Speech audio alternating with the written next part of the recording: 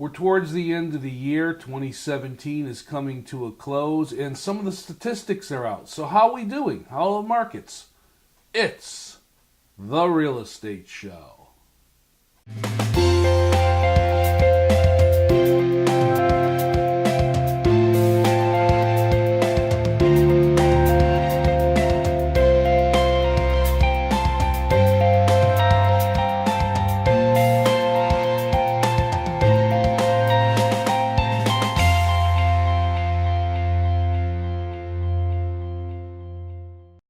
Welcome to the Real Estate Show. My name is Rick Naples. I am the broker owner of Zone Realty LLC.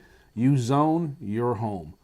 Well, 2017 is coming to an end, as I said, and the statistics are out. The National Association of Realtors publishes a report every single year, and they do a survey. They ask people, what's going on as far as home sales are concerned, so that they can kind of get a realty gauge of what's going on in the marketplace.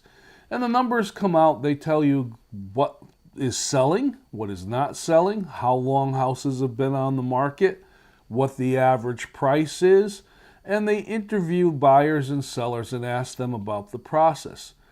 Now, a few of the interesting numbers or facts that came out in that report were not a big surprise. Year after year, we always seem to be somewhere between 96 and 98% of asking price being the sales price of the home. But when you look at single-family homes, and for this show, I'm just going to look at single-family homes because that made up the biggest part of the market.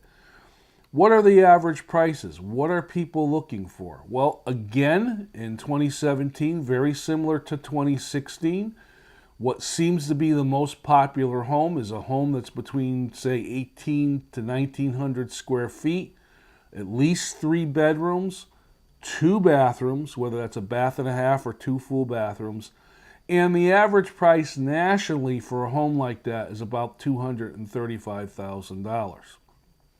One of the other interesting things that came out in the report really was not a surprise. It stated that 85% plus of buyers start their search for a home on the internet. So the internet is a big part of the home buying process. That's why so many realtors out there, folks, get very involved with internet marketing, whether it's social media, websites, or so on and so forth. And you don't see much print advertising on homes anymore like we used to. Some of the interesting things that I found was, how long does it take to sell a home? Well, when you're looking at the numbers as far as nationally is concerned, and you're factoring all the different price ranges, the National Association of Realtors is saying from the time the home hits the market to the time it receives a acceptable contract is about 3 weeks. Now, I caution when I look at those kinds of numbers because there's a lot of different factors that are involved, not only price and location, but the economic situation of the area as far as how fast the home is going to sell. So you kind of got to take that measurement in stride. I put together a presentation and I pulled out some of those facts from the 2017 National Association of Realtors Buyer and Sellers Profile, and I thought I would share those with you now. Let's take a look.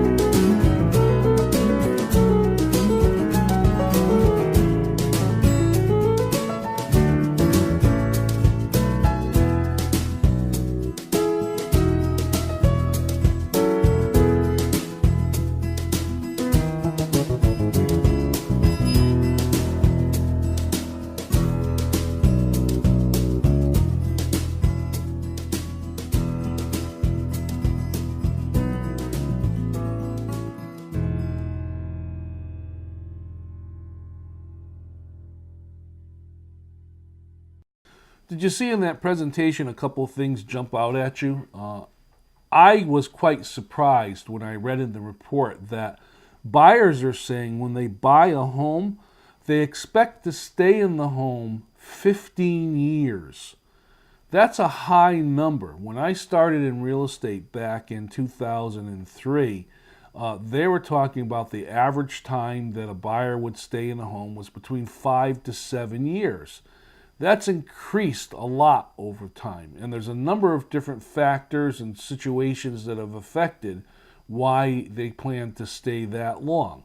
It could be a first-time home where they plan to raise their family and they're going to stay put till the kids make it through at least high school. Or it could be an economic situation where they just don't see they're going to have the ability to make any kind of moves.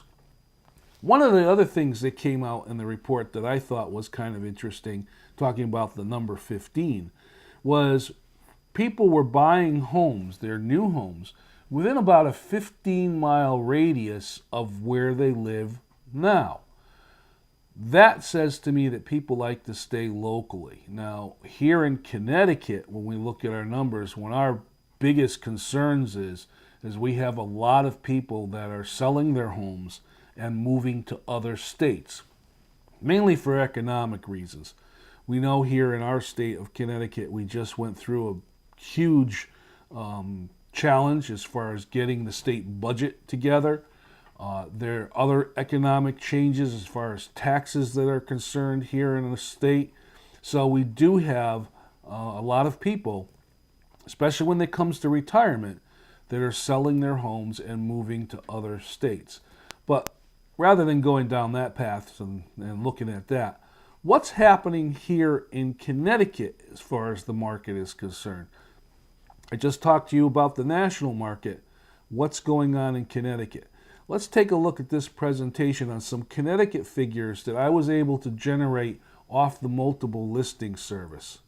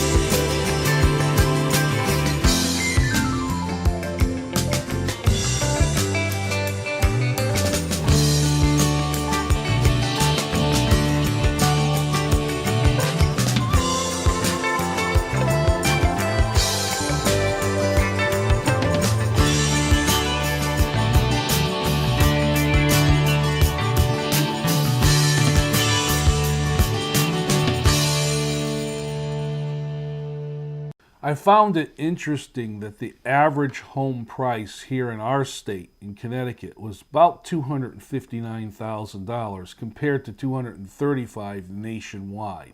We're a little bit higher in our state. And that kind of makes sense. When they come up with these average numbers, folks, they're factoring in all the different price ranges. So you have the high homes that are $1 million plus the homes that are $100,000 and under, all being factored in order to come up with these averages. But in Connecticut, $259,000 was about the average for a home purchase. Again, most popular home, single family, detached home, 3 bedrooms, bath and a half, 2 bathrooms, just like the national figure. But the interesting thing is here in the state, the total number of days from time it's on the market till time it's contracted and closed was about 85 days, according to what I've been able to look at in the report. That is a little bit long, but again, you have to take into the factors of how the house is priced and what the local market area is. Let's take a look at this presentation, and I'm going to come back and I'm going to talk specifically about the county that I'm in, which is the Harford County area, and how it's doing.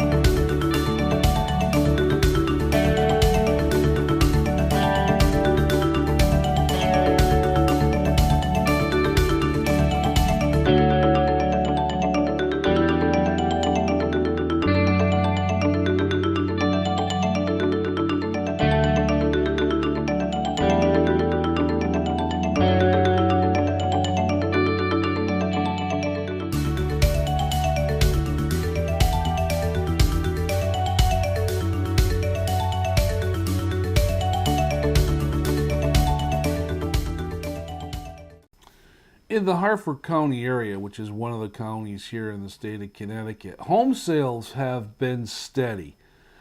We are seeing a reduced amount of inventory as far as number of houses on the market, and that is basically because of the season we're in. At the time that I'm filming this show, we're just before Thanksgiving.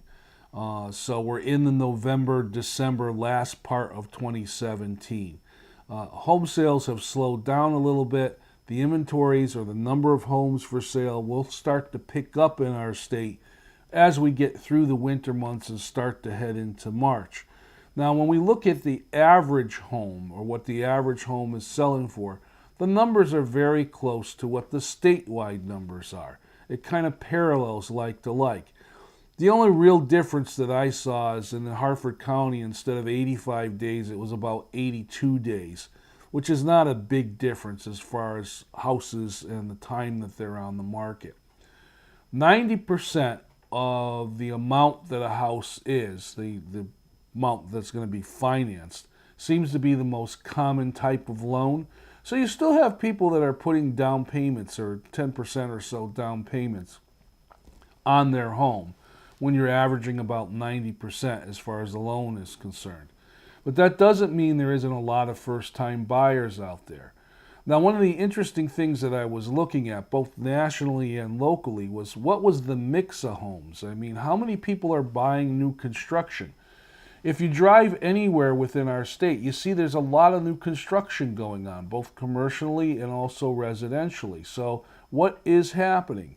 Well, the National Association of Realtors, when it broke it down to look at it, they were saying that the new home market is making up about 15% total of the marketplace. So that means people are still buying older homes. The average older home is about 25 years of age. One of the numbers that came out, and you saw it in one of the earlier presentations, is people seem to be buying homes no older than 1991. So, you're looking at roughly around a 25-year-old home. Now, why would someone buy a brand new home compared to buying a already lived-in home?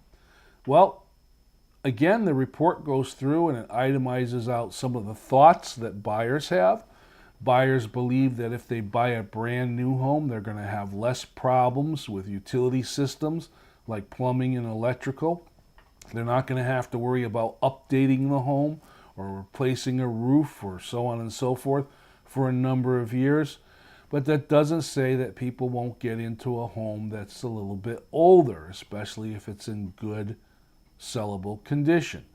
So again, it's up to the individual and it's up to what the specific market is going to do. As I say all the time here on the Real Estate Show, one of the best things for anyone to do, whether you're looking to sell your home or buy a home, is to sit and talk with a professional realtor. Now, the realtors are specialists, not only in the real estate market, but also in their local market as to what's going on. Let's take a look at this particular presentation, and I'll be back with a section I call the Real Estate Mailbag.